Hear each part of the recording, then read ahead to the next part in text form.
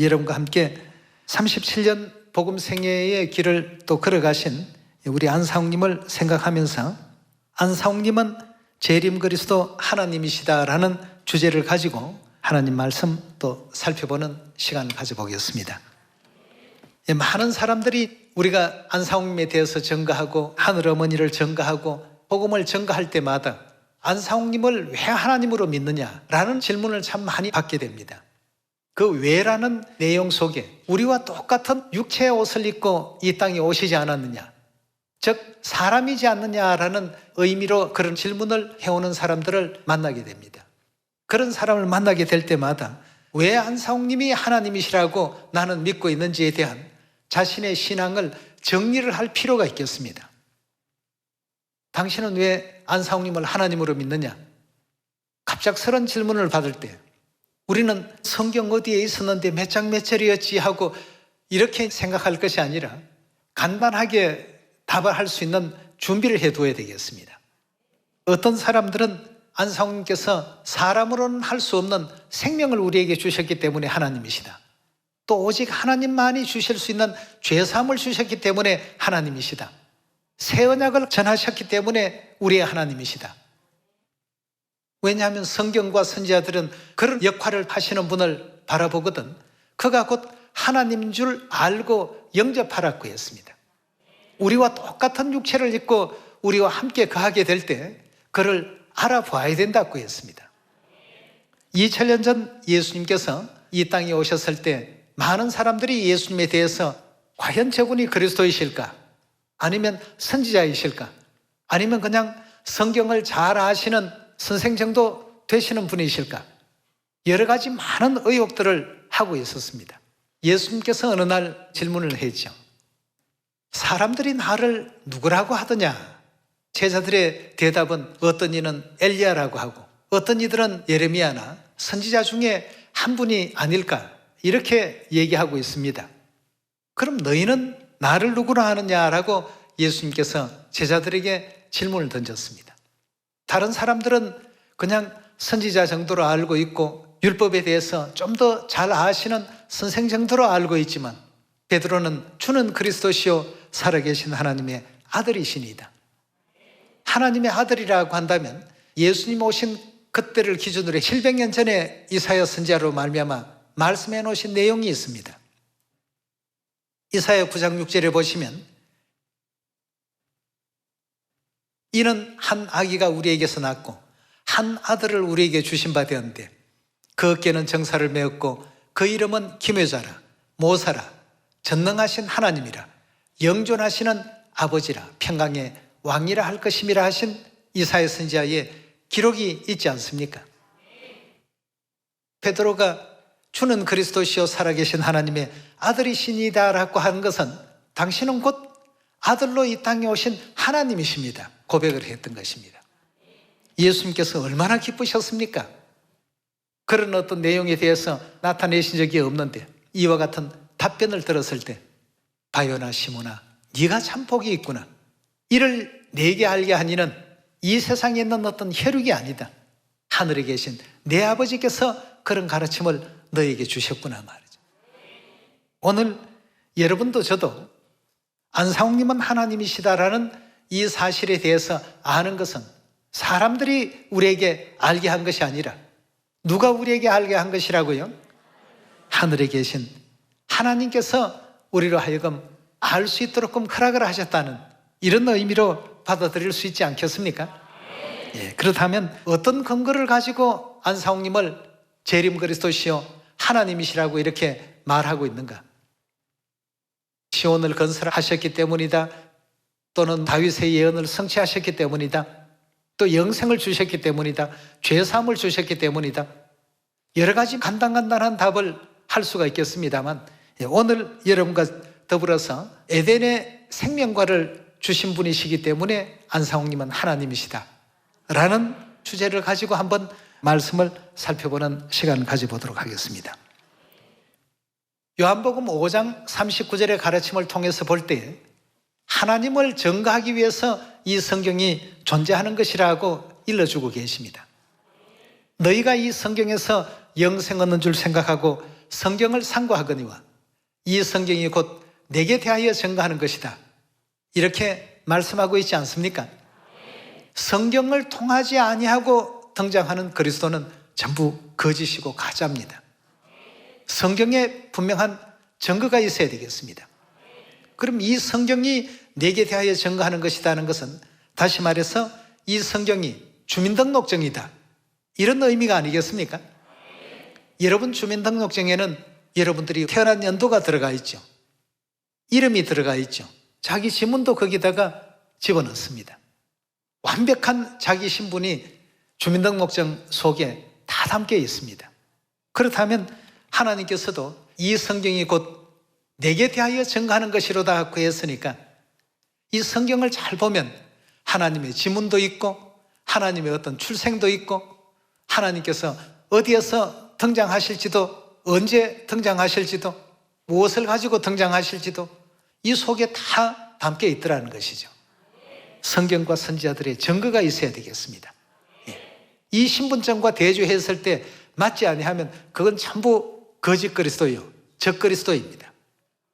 그래서 오늘 에덴의 생명과를 주셨기 때문에 우리 하나님이시다는 사실에 대해서 우리 마태복음 13장을 먼저 한번 열어보도록 합시다. 13장 34절의 말씀 보시면 예수께서 이 모든 것을 무리에게 비유로 말씀하시고 비유가 아니면 아무것도 말씀하지 아니하셨으니 이는 선지자로 말씀하신 바 내가 입을 열어 비유로 말하고 창세부터 감추인 것을 드러내리라 함을 이루려 하심이라 하고 했습니다. 13장 35절의 말씀 보시면 창세로부터 감추어 놨다라고 하는 표현이 있습니다. 창세로부터 뭔가 하나님께서 비밀로서 숨겨놓으신 중요한 내용들이 있다는 뜻입니다. 그렇다면 여러분이 다 잘 아시듯이 66권 성경 가운데 창세 기록이 담겨 있는 책이 어떤 책이죠?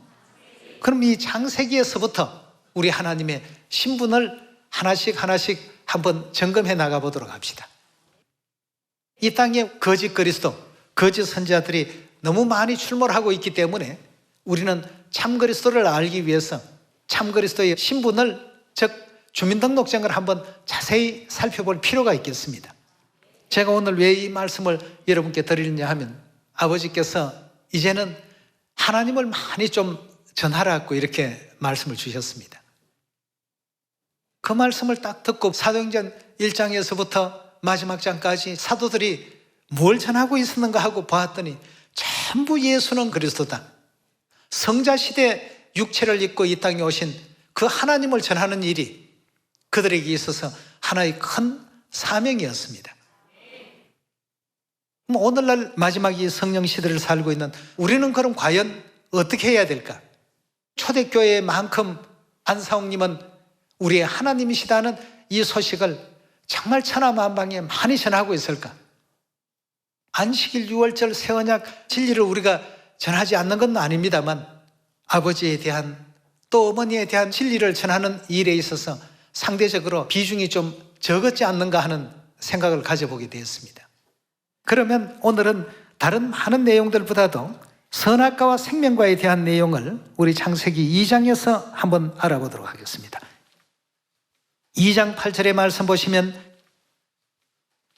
여호와 하나님이 동방의 에덴에 동산을 창설하시고 그 지으신 사람을 거기에 두시고 여호와 하나님이 그 땅에서 보기에 아름답고 먹기에 좋은 나무가 나게 하시니 동산 가운데는 생명나무와 선악을 알게 하는 나무도 있더라라고 했습니다.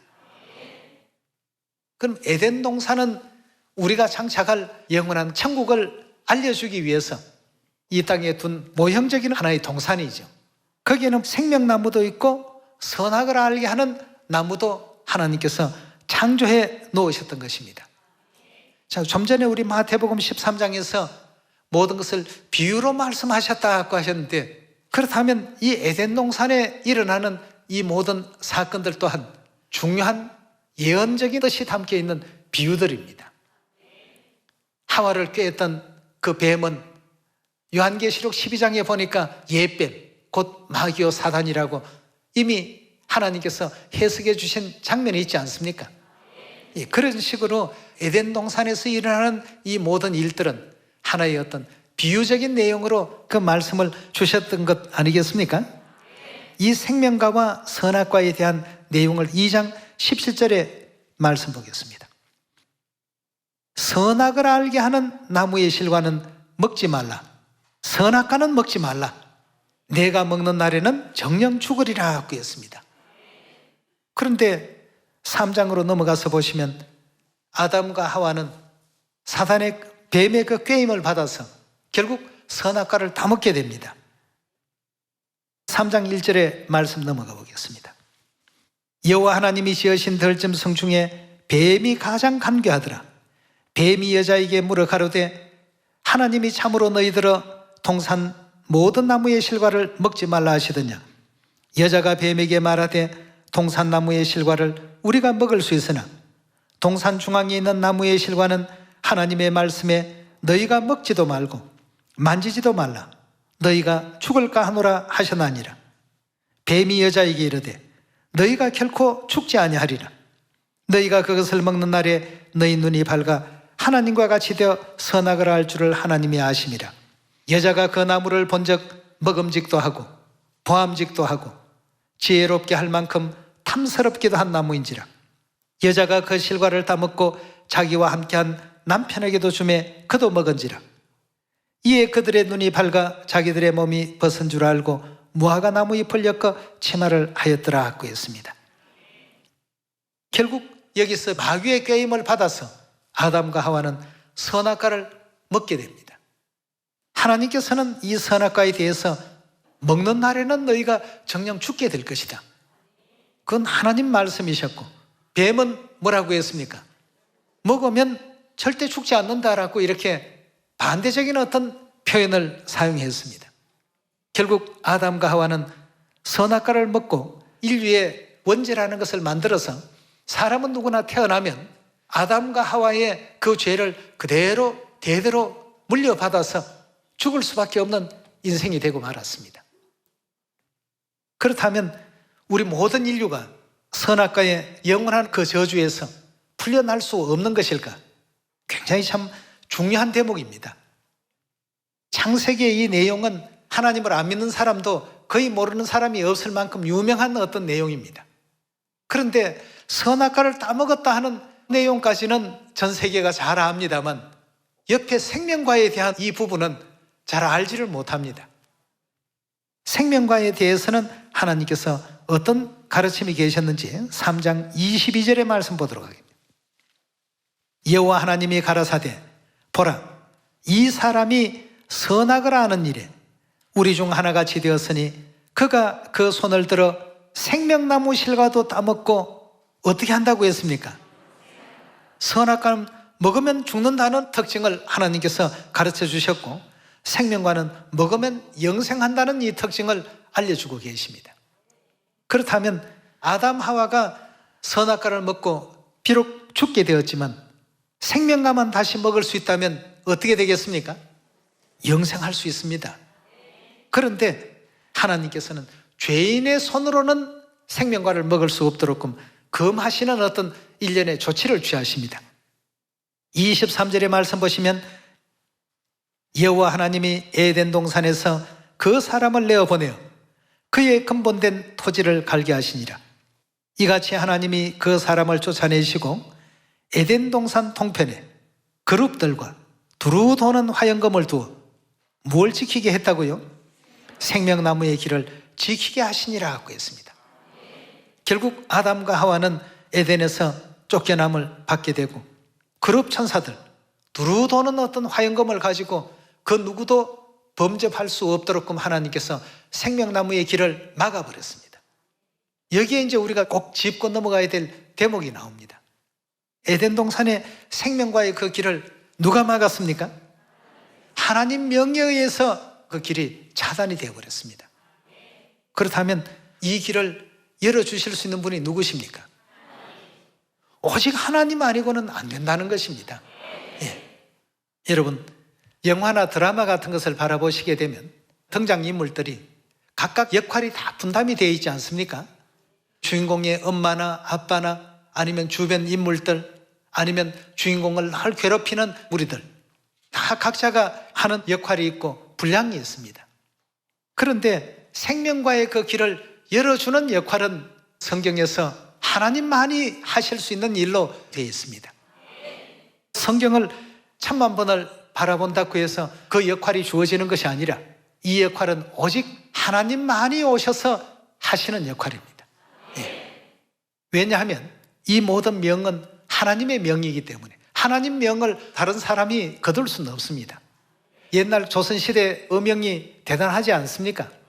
왕명을 고을의 어떤 군수가 나 못 지켜 이러면 능지처참당하는 그런 일에 처해질 수밖에 없습니다. 반드시 따라야 됩니다.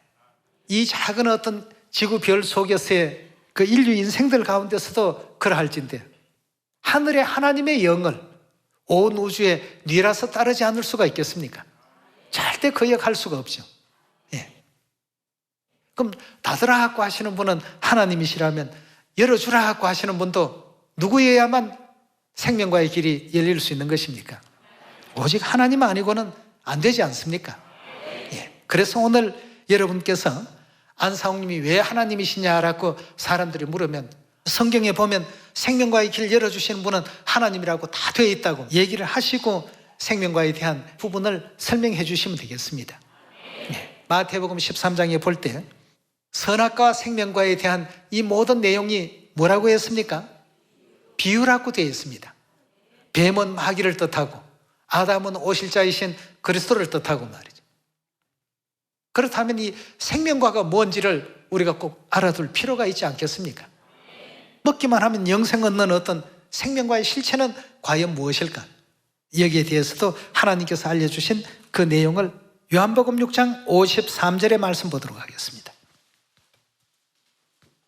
예수께서 이르시되 내가 진실로 진실로 너희에게 이르노니 인자의 살을 먹지 아니하고 인자의 피를 마시지 아니하면 너희 속에 생명이 없나니라. 내 살을 먹고 내 피를 마시는 자는 무엇을 가졌다고요? 요한복음 6장을 자세히 보시기 바랍니다. 우리 인류 인생이 영생 얻을 수 있는 길은 창세기의 그 역사를 통해서 볼 때 오직 생명과 먹는 그 길 외에는 하나님께서 허락하신 바가 없습니다. 그런데 요한복음 6장을 보니까 2000년 전 예수님, 즉 육체를 입고 이 땅에 오신 하나님께서 말씀을 주시기를 내 살을 먹고 내 피를 마시는 자는 뭘 갖는다고요? 인자의 살과 인자의 피를 먹고 마시면 영생을 얻는다라고 하니까 하나님께서 영생 얻는 길을 생명과 외에 2개, 3개 많이 만들어 놓으셨다는 뜻입니까? 구약은 그림자요, 신약은 실체입니다. 그럼 구약 그림자 속에 등장했던 비유 속에 등장한 생명과는 결국 신약의 예수님의 살과 피로 등장하고 있습니다.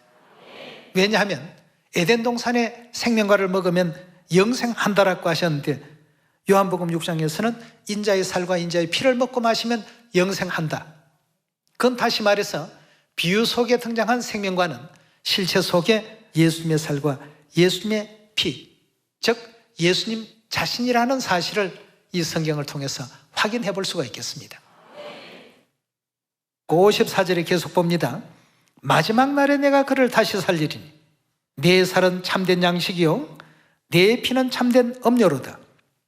내 살을 먹고 내 피를 마시는 자는 내 안에 거하고 나도 그 안에 거하나니 살아계신 아버지께서 나를 보내심에 내가 아버지로 인하여 사는 것 같이 나를 먹는 그 사람도 나로 인하여 살리라 하고 했습니다.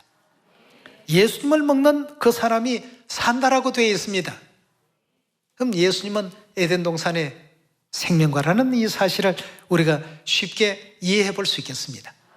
자, 그렇다면 58절까지 한번 보고 넘어갑시다. 이것은 하늘로서 내려온 떡이니 조상들이 먹고도 죽은 그것과 같이 아니하여 이 떡을 먹는 자는 영원히 살 것이다 하고 했습니다.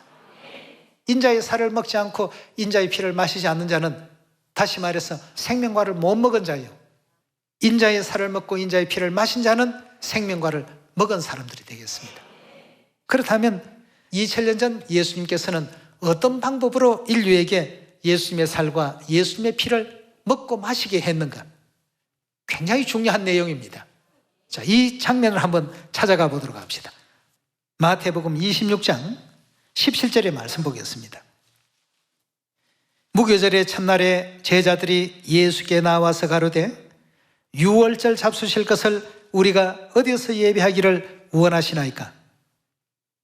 예수님의 살과 피 얘기를 하다가 왜 갑자기 유월절이 등장합니까? 라고 질문하는 분들도 가끔은 계십니다만 예수님의 살과 피와 이 유월절은 굉장히 중요한 관계가 있습니다. 예. 18절의 말씀 보겠습니다. 가라사대 성아나무에게 가서 이르되 선생님 말씀이 내 때가 가까웠으니 내 제자들과 함께 유월절을 내 집에서 지키겠다 하시더라 하라 하신대 제자들이 예수의 시키신 대로 하여 유월절을 예비하였더라 하고 했습니다. 자, 이 유월절을 준비하고 유월절 먹는 그 예식에 들어가서 우리가 예수님의 살과 피의 그 의미를 발견하게 될 수 있습니다. 26절로 넘어갑니다. 저희가 먹을 때에 예수께서 떡을 가지사 축복하시고 떼어 제자들을 주시며 가라사대 받아 먹으라 이것이 내 몸이라 즉 인자의 살이라 이렇게 지금 표현해 주셨고요. 27절의 말씀 보시면 또 잔을 가지사 사례하시고 저희에게 주시며 가라사대 너희가 다 이것을 마시라. 잔 안에 담겨 있는 유월절의 그 포도주를 가지고 말씀하시기를 너희가 다 이것을 마시라. 28절입니다.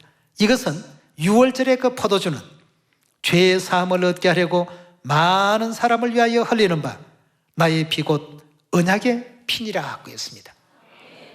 다시 말해서 유월절의 떡은 예수님의 살로서 포도주는 예수님의 피로서 유월절 예식안에 그 모든 약속을 담아 놓으시고 그 약속을 새 언약이라고 하시면서 이 유월절 이 진리를 더욱더 견고하게 해놓으셨죠. 누가복음 22장 7절입니다. 유월절 양을 잡을 무교절 일이 이른지라 예수께서 베드로와 요한을 보내시며 가라사대 가서 우리를 위하여 유월절을 예비하여 우리로 먹게 하라. 여짜오되 어디서 예비하기를 원하시나이까? 이라시되 보라 너희가 성내로 들어가면 물 한 동이를 가지고 가는 사람을 만나리니 그에 들어가는 집으로 따라 들어가서 그 집 주인에게 이르되 선생님이 내게 하는 말씀이 내가 내 제자들과 함께 유월절을 먹을 객실이 어디에 있느냐 하시더라 하라. 그리하면 저가 자리를 베푼 큰 다락방을 보이리니 거기서 예배하라 하신대 저희가 나가 그 하시던 말씀대로 만나 유월절을 예배하니라. 때가 이름에 예수께서 사도들과 함께 앉아서 이르시되 내가 고난받기 전에 너희와 함께 이 유월절 먹기를 원하고 원하였도다 하고 했습니다. 유월절을 잡수시는 대목을 19절로 넘어가 보겠습니다. 또 떡을 가져 사례하시고 떼어 저희에게 주심에 가라사대 이것은 너희를 위하여 주는 내 몸이라. 유월절 떡을 떼주시면서 내 몸이라 즉 내 살이라 너희가 이를 행하여 나를 기념하라 하시고 저녁 먹은 후에 잔도 이와 같이 하여 가라사대 유월절의 그 포도주가 담긴 잔을 이 잔은 내 피로 세우는 뭐라고요? 새 언약이니 누구를 위하는 것이라고요? 너희를 위하여 붓는 것이라 하고 했습니다.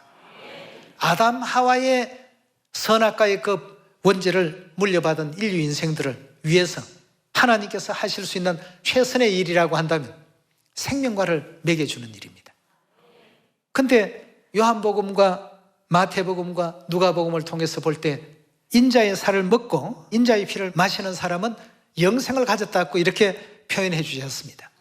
예수님의 살과 피를 먹고 마실 수 있는 언약의 진리가 어떤 진리였습니까? 유월절 새 언약의 진리였습니다. 이 유월절 새 언약 진리가 있는 그곳에는 바로 뭐가 있다는 증거가 되겠습니까? 생명과가 있다는 증거요. 여러분들이나 저나 유월절 해마다 지키고 있습니다. 우리는 해마다 생명과를 다 먹고 있습니다. 그런데 우리가 하나님 허락도 없이 생명과 먹을 수 있나요? 절대 먹을 수 없습니다. 그럼 우리가 생명과를 먹을 수 있다는 이 의미는 누가 우리에게 그 길을 열어주시고 생명과를 먹도록 하셨기 때문입니까? 누가 오셨기 때문이죠? 하나님께서 오셨기 때문에. 누가 우리에게 유월절 떡과 포도주를 허락했습니까? 아버지 안상우님. 또 함께 오신 우리 새 예루살렘 하늘어머니. 네. 그리스도 안상우님에 의해서 이 모든 닫혀있던 문이 열렸습니다. 그렇다면 우리는 이는 곧 누구라는 사실을 알아야 됩니까? 우리의 하나님이시라. 우리가 그를 기다렸으니 그가 우리를 구원하실 것이로다. 2000년 전 예수님을 바리새인 서기관들이 핍박하고 회방하고 복음을 전할 때마다 가는 곳곳마다 패역한 행위들을 했던 것처럼 오늘날 이 시대에도 그런 사람들은 반드시 있게 됩니다. 이사야 51장 7절입니다.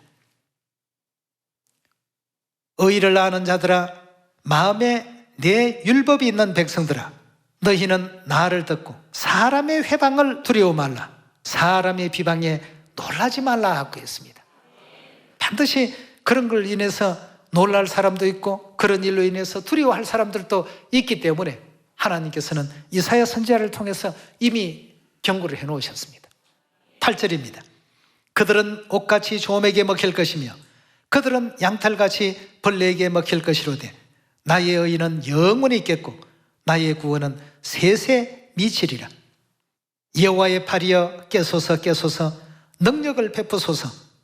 옛날 옛시대에 계신 것 같이 하소서. 라합을 점이시고 용을 찌르신 이가 어찌 주가 아니시며 바다를 넓고 깊은 물을 말리시고 바다 깊은 곳에 길을 내어 구속 얻은 자들로 건너게 하신 이가 어찌 주가 아니시니까.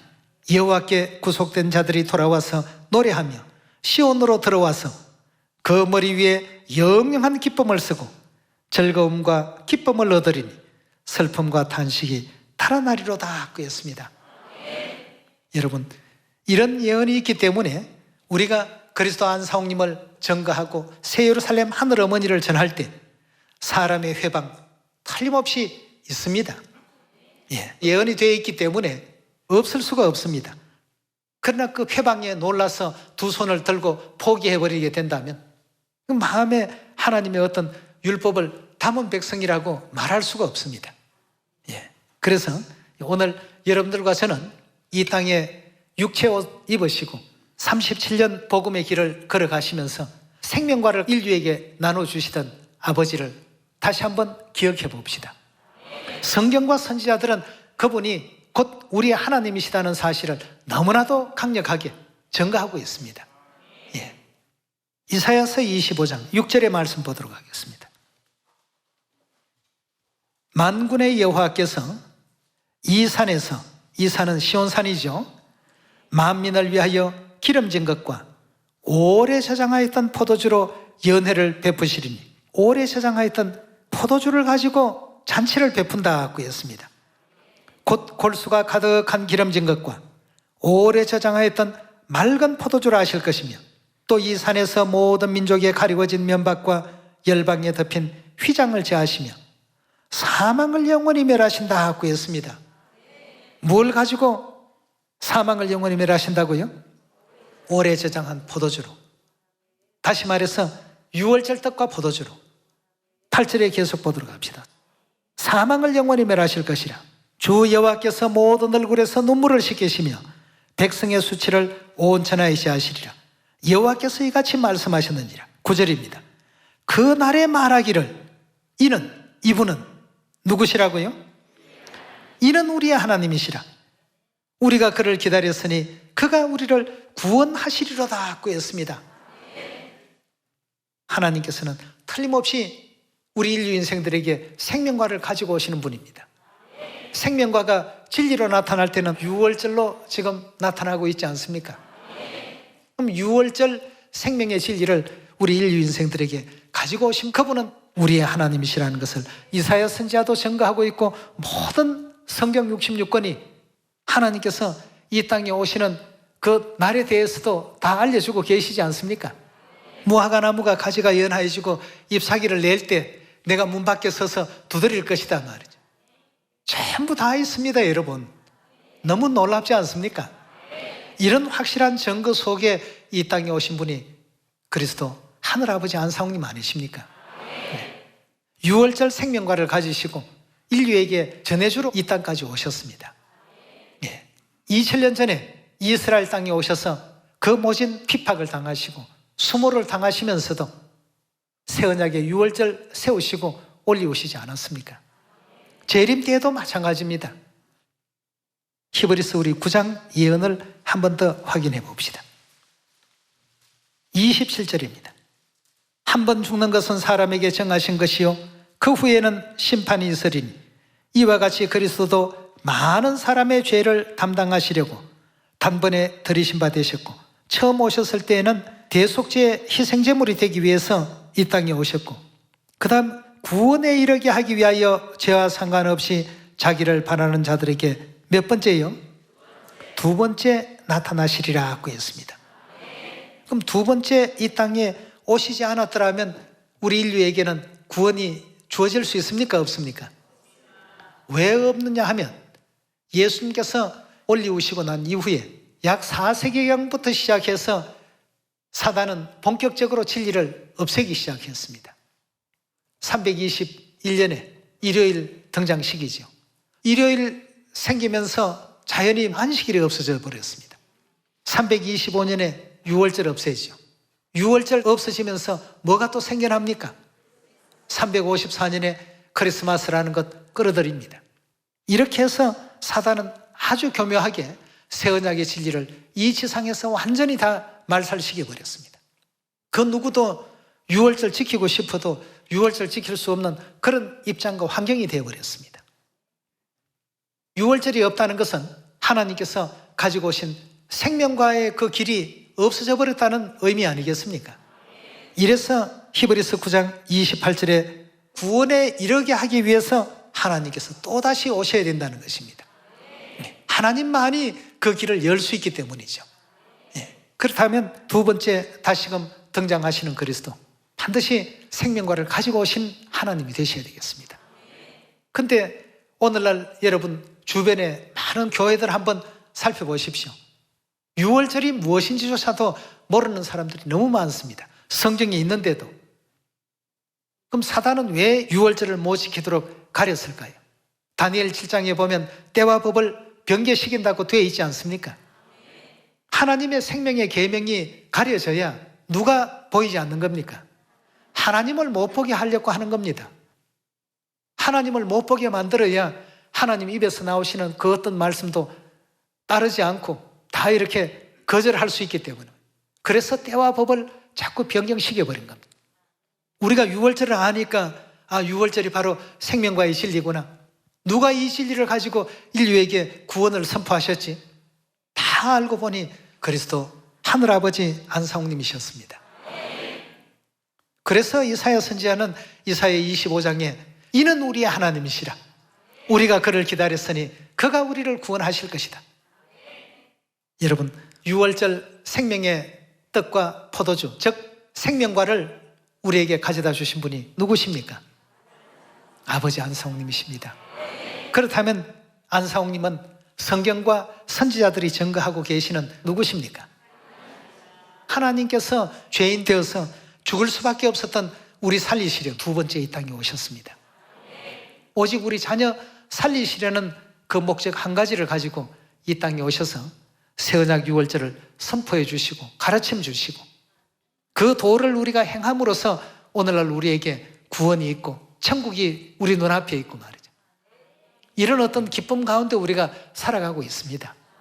안사홍님은 참 하나님이시다를 사마리아 땅끝까지 널리 또 힘써 증거할 수 있는 여러분과 제가 꼭 되시고 마지막 우리 또 복음을 힘차게 한번 전파해보는 모든 시원의 자녀들이 다 되어주시길 부탁드립니다.